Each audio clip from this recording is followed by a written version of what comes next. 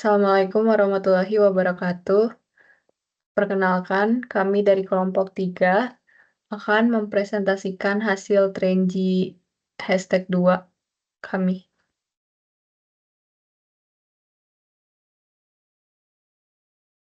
Berikut akan saya perkenalkan anggota dari kelompok 3. Yang pertama ada Angel, yang kedua ada Hanafi, kemudian ada Izu, Rafsan, Julia Sastra, Andika Prasetya, saya sendiri Rasya Intisar, kemudian ada Rehan Anwar, Diren Afram, dan Rifa Gania. Nah, untuk yang pertama, ada studi kasus mengenai KPI dan SMART, di mana untuk studi kasus kali ini kami memilih program kerja sekolah keprofesian.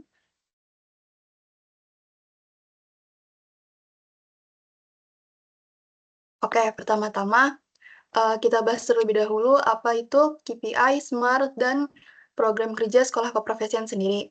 KPI atau Key Performance Indicators adalah alat ukur yang digunakan untuk menilai efektivitas seseorang atau tim dalam mencapai tujuan tertentu. Di mana fungsi KPI dalam konteks IMG ITB ada kurang lebih 3, yaitu yang pertama, mengukur keberhasilan dalam menjalankan program kerja, mengevaluasi efektivitas kepemimpinan dalam tim, dan yang terakhir, menjadi dasar untuk peningkatan kinerja dan pengambilan keputusan. Sedangkan SMART adalah kerangka kerja untuk menetapkan target yang jelas dan realistis. Untuk sekolah keprofesian sendiri adalah program kerja yang diselenggarakan dalam rangka menyediakan wadah pengembangan keterampilan praktis, keilmuan, dan keprofesian teknik geodesi dan geomatika anggota IMG ITB dengan sasarannya sendiri adalah anggota IMG ITB.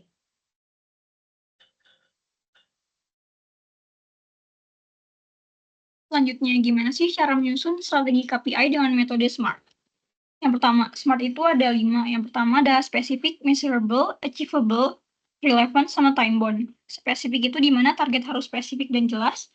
Measurable itu di mana target harus dapat diukur. Achievable itu targetnya harus realistis dan dapat dicapai. Relevant yaitu targetnya harus sesuai dengan visi dan misi organisasi. Dan time bound yaitu harus memiliki batas waktu tertentu.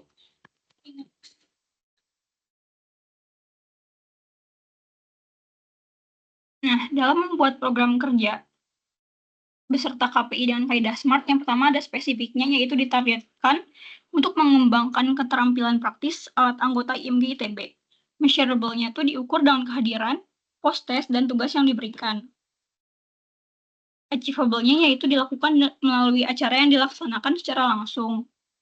Relevannya yaitu relevan dengan ada ART IMG ITB dalam pengembangan keprofesian. Time bound-nya itu diatur batas waktu penyelenggaraan Sekprov.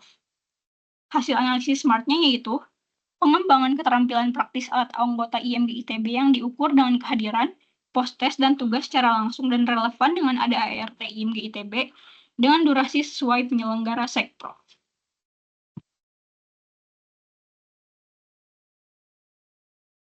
Oke, perkenalkan, nama aku Rafsan Abdillah, NIM 1512234. Aku bakal ngejelasin terkait KPI ya, yang udah dibuat buat proker sekolah keprofesian ya, dari Departemen Akademi Profesi khusus yang buat di BPH IMG ITB.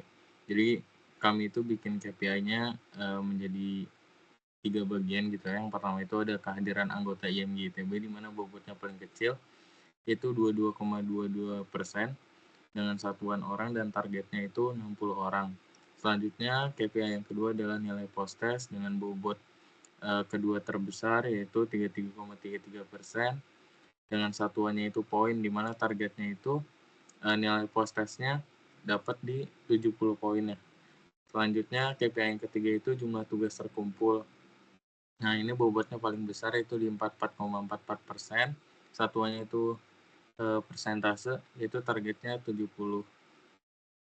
Boleh di next buat pemaparan spesifik per KPI-nya.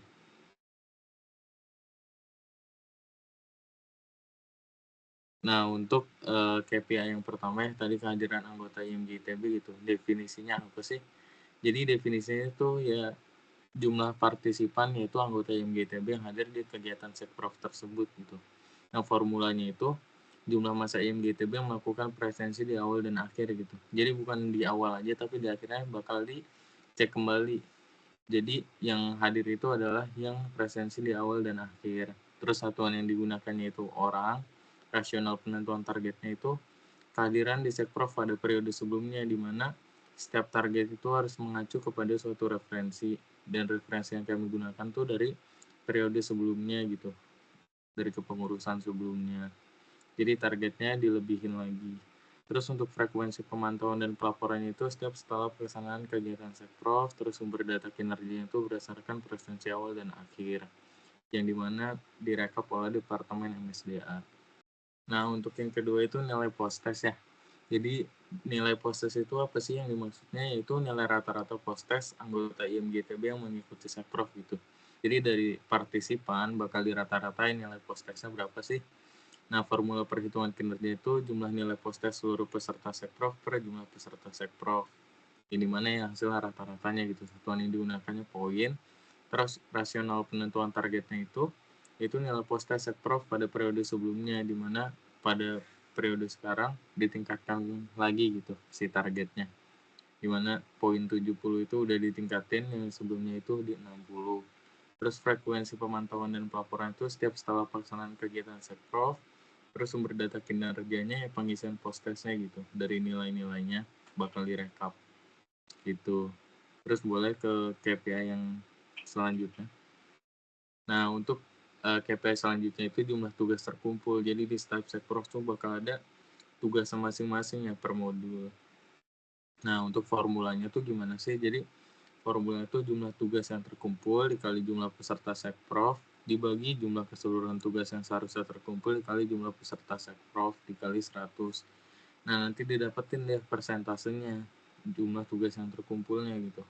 Terus rasional penentuan targetnya sesuai modul yang diberikan pada Sekprov. Jadi targetnya itu sesuai dengan modul yang bakal dijadiin pada Sekprovnya gitu. Misalkan ada 3 modul, berarti targetnya itu terpenuhinya keseluruhan tugas di 3 modul.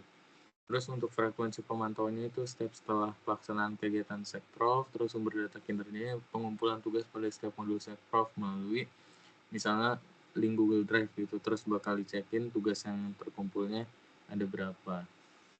Oke, dari aku sekian untuk penjelasan KPI, boleh dilanjutin sama temanku yang lain. Oke, baik. Perkenalkan kembali, aku Andika Prasetya, 15122-113. Yang selanjutnya aku akan menjelaskan terkait tools STAR terkait evaluasi kepemimpinan.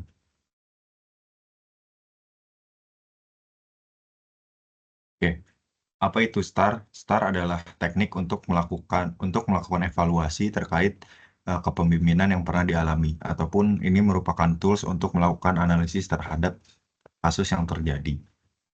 STAR itu merupakan singkatan dari S merupakan situation, yang artinya menjelaskan situasi yang terjadi atau sedang dihadapi.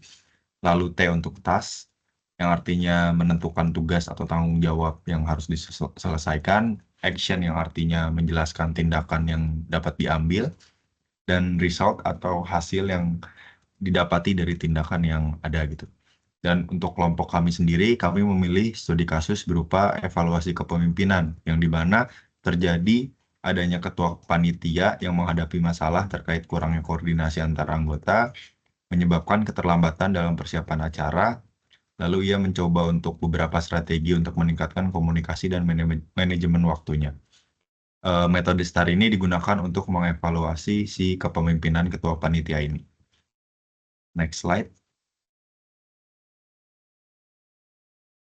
Oke, setelah kami melakukan diskusi dan kajian mengenai situasi tersebut, didapatkan yang pertama, untuk situasinya sendiri, dalam kepanitiaan adanya kurang koordinasi sama keterlambatan dalam persiapan acara, terus tugas yang harus dikerjakan, yaitu gimana caranya buat ningkatin komunikasi, memperbaiki manajemen waktu, sama mastiin si acaranya jalan sesuai jadwal. Terus buat aksinya apa? Yang pertama, bisa melakukan rapat mingguan buat memantau perkembangan. Yang kedua, bisa bikin grup komunikasi aktif untuk nge-update progres harian. Yang ketiga, ngebagiin timeline rinci dari setiap divisi biar pembagian tugasnya itu jelas dan bisa dipantau. Dan hasil yang didapatkan, yang pertama, menjawab aksi. Yang pertama itu harapannya koordinasi dapat membaik, keterlambatan dapat diminimalisir. Yang kedua itu anggotanya bisa lebih disiplin dalam melaporkan progres. Dan yang ketiga itu persiapan acaranya bisa tepat waktu dan kualitas pelaksanaannya juga dapat baik.